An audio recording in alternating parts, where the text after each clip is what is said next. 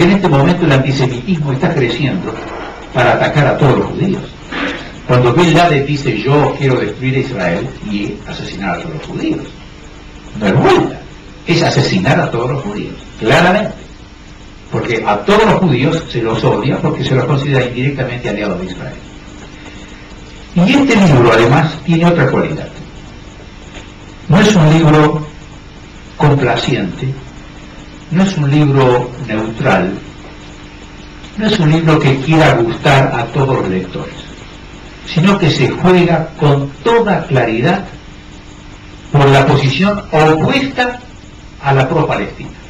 Hay una posición pro-palestina que delegitima a Israel y que sostiene que el derecho palestino no debe permitir la existencia de Israel, que es un cuerpo ilegítimo. Esa es una posición palestina que ha ganado la simpatía de mucha gente. En España me encontré con un periodista que me dijo, ¿pero qué quiere? ¿Cómo defiende usted a Israel? Los judíos, después del Holocausto, fueron al Medio Oriente, destruyeron el Estado palestino y crearon el Estado de Israel en su lugar. Digo, ¿qué está diciendo usted? Claro, destruyeron el Estado palestino. Él creía que había un Estado palestino. Y como ustedes saben muy bien, la ignorancia contiene soberbia. El ignorante es soberbio. El ignorante no quiere escuchar, no quiere que le explique. Quiere mantenerse en su teoría y es muy difícil pelear contra él.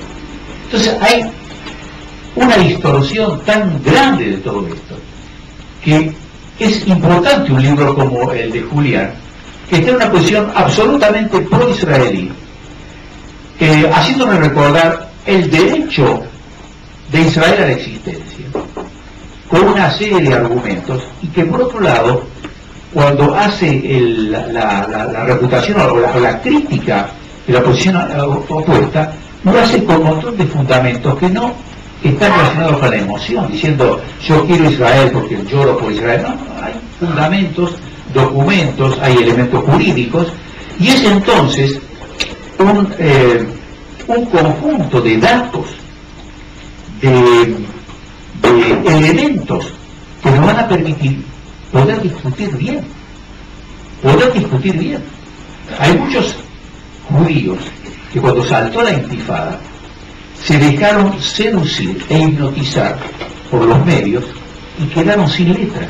Y por eso, como decía Moshe Corin, se entusiasmaron tanto con mis escritos, porque eran las letras que necesitaban, porque no sabían cómo contestar, porque aparecía Israel como el agresor, el asesino, el criminal, el usurpador, el opresor, de un pobre pueblo que se defiende con piedras. Esto fue lo que se incorporó, y muchos judíos, y hasta el día de hoy, hay muchos judíos que no tienen vergüenza de apoyar a Israel.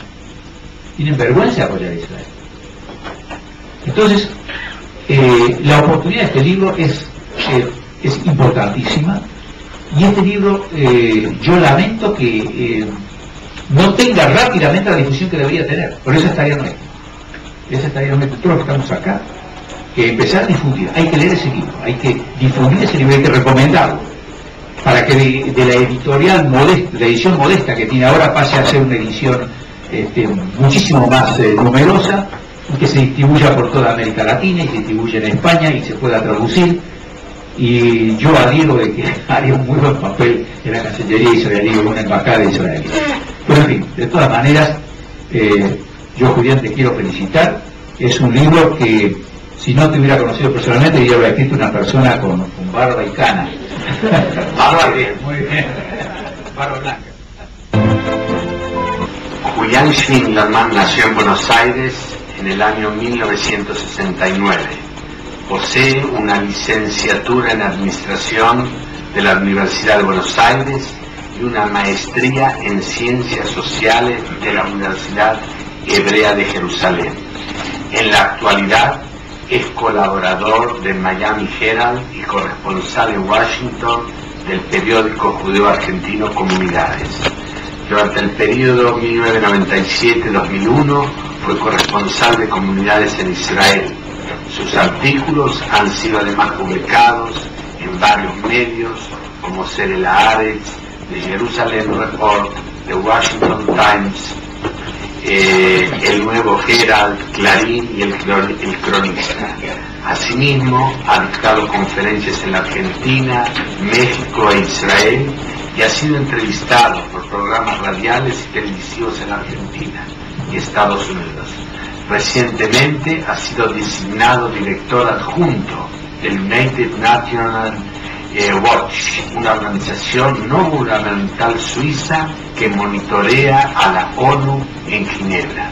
Después de escuchar los elogios del moderador y los panelistas, es un claro desafío que tengo, no solo para mantenerme a las expectativas ya creadas, sino para equiparar en una sana competencia, por así decir, las sobresalientes testimonios de Marcos y de Natalio, cuyos relatos me han conmovido en lo personal y creo que han sido magníficos en la dimensión intelectual.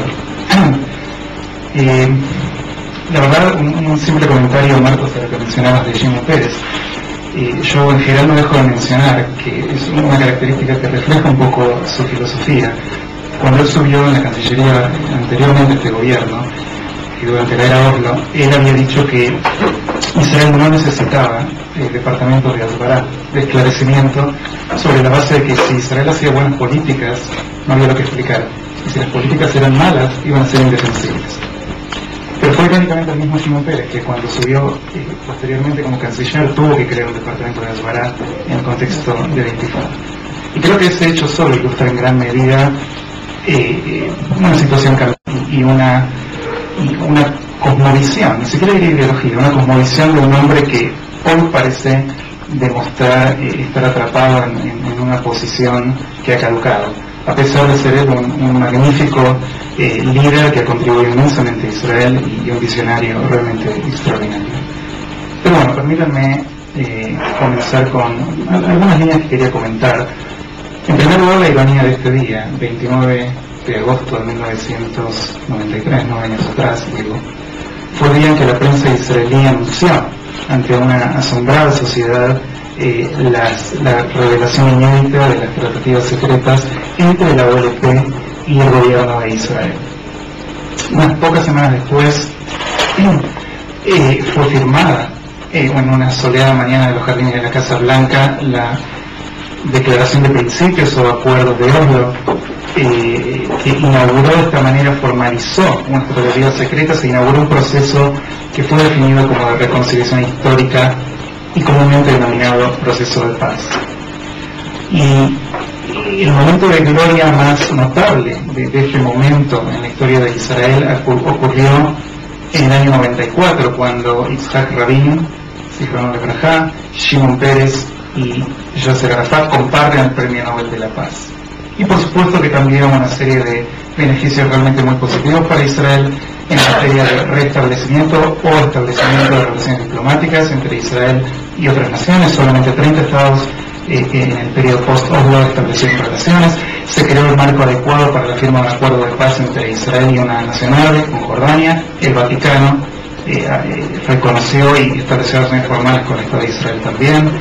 Es decir que, bueno, podemos mencionar el boom económico de la época, la mejoría en retrospectiva fugaz de la imagen de Israel en las cancillerías y en los pasillos de la ONU y en las editoriales de los diarios. Los de ya que quienes me conocen saben que no voy a detenerme aquí en los elogios de Oslo, sino que voy a pasar a presentar también algunas de las